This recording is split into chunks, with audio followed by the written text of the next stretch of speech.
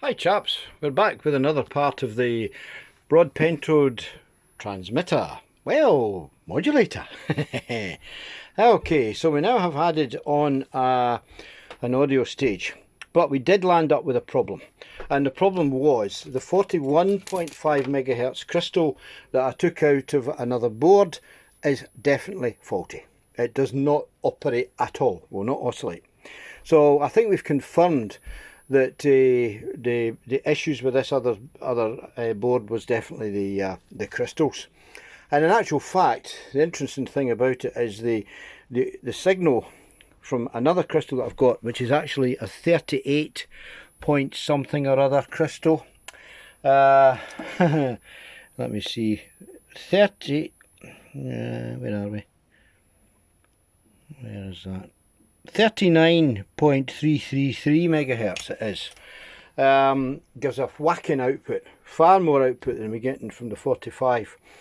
In actual fact, if we put the scope on the screen, we get a signal. We put the scope on the screen to the 45 meg crystal and it stops. It just boom, just goes off. So I think even that one's faulty, and that's probably the reason why we cannot get this other board to run. So that needs two crystals anyway.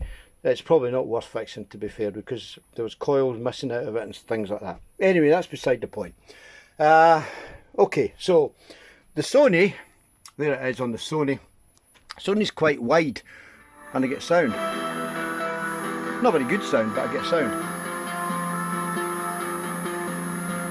It's there.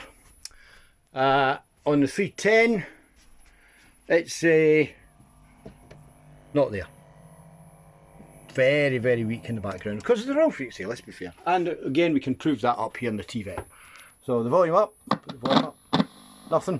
We detune it. And there it is.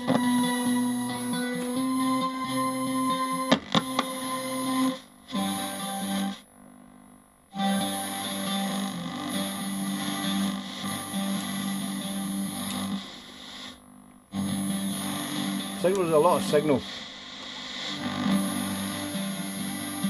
Probably could be doing with an attenuator, and also the level turned up on the mini. I'm just firing the mini disc in, but it works.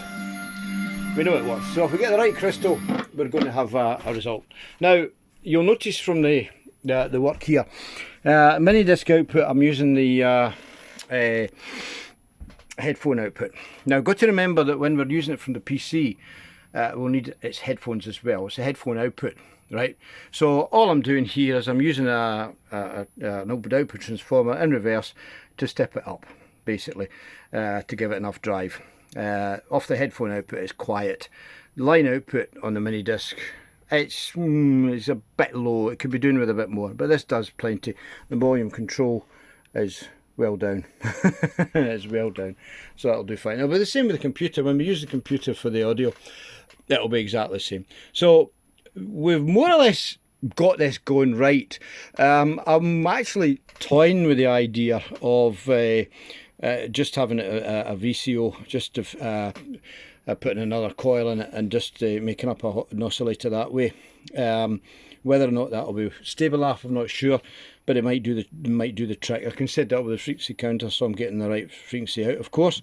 I wouldn't imagine it would drift much, because eventually when we're getting this completed, we'll be putting it on a power supply anyway, which will be stable. So that's the idea, but certainly we can prove it works. What we've done, just basically very quickly, the output from the Vision, we've got 100 ohm, and the output from the audio, we've got 150 ohm, because the audio level is lower, don't forget, than the carrier normally on audio. Whether the ratio is correct, I don't know. It's just a couple of values I had to hand. I just put that in, but it seems to work. Obviously there's no sound in Vision because it's split further than it should be. Possibly once we've got up to 41.5 megahertz, well, that could be a bit different. It could be a different kettle of fish. We don't know. It's all up in the air at the moment. But the circuitry is virtually the same between the two. the vision and the sound. The vision has got the 470 microfarad, microhenry. So is the sound for the screen feed. The bleed resistor is 1 meg. The bleed resistor is 1 meg here. Same values for the heaters. The tuning coil has an extra turn. This was set with the VNA, and this has got 10 turns for the primary. This has got 11 turns for the primary, and the 3 turns for the secondary, and 3 turns for the secondary. And here, VNA is resonant. Well, obviously it has to have a capacitor across it, but it's resonant at the frequencies that we require, which is exactly what we want. What I should probably do, though, to be fair, is I'm returning the capacitors, the tuning capacitors back down to ground. That's probably not the way to do it. I should really be actually having it directly across the coil, although we do have these capacitors here, these 3 cap and electrolytics, so as we don't get any radiation from the coil back into the supply, back into the HT supply. Yeah, so it's well decoupled. But it seems to work, and it seems to work fine. Obviously 1 or 2 small finishing touches, I would say, but ideally we need this crystal. We need the correct crystal. I can order one from Vincent Jacquemin. Probably he'll make me up one, or have one possibly in stock. So we'll go down that line. I've used him a few times. He's very good.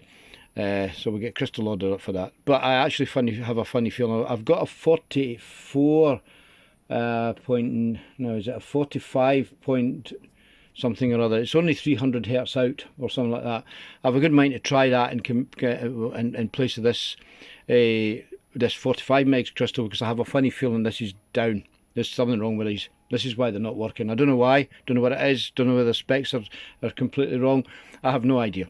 But I've never had this issue before with these valves. These valves oscillate so easily, and this is probably the reason why these are working. But there's definitely something not right with them. So, as I say, a few hundred hertz is not going to bother me in this situation at all.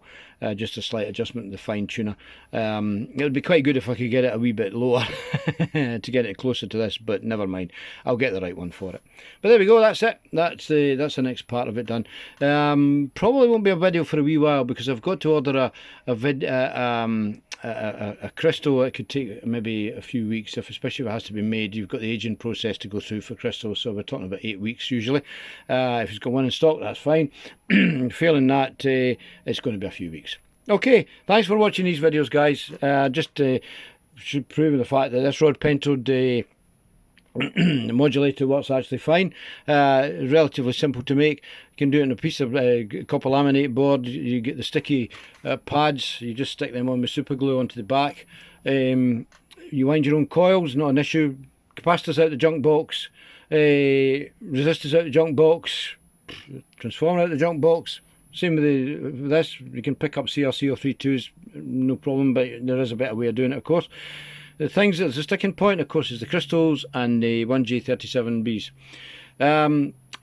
They're not difficult to find, the 1J37B dual grid valves. They're still relatively plentiful.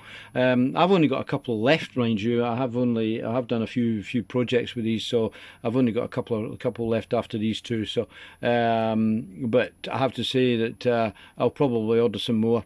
The issue, of course, at the moment is the Ukraine war, which doesn't help. But there are still some Ukraine sellers still on the go who seem to be able to get them out okay. So we just have to trust these guys. I've recently got valves from one, and they did arrive eventually. A bit slow, mind you, but they did arrive. So at least I got them. But these are going to be valves to play with. There is a 1J42A, which is a low voltage one, but unfortunately they're very difficult to find. I've got a couple left, only 2, but I don't think they would work here. They will oscillate, but you'll get low level. There's not enough drive. There's not enough capability of the valves to accept the drive that is actually given to them from the signal. So I think it'd be very poor, to be quite honest. I don't think it's going to be that great.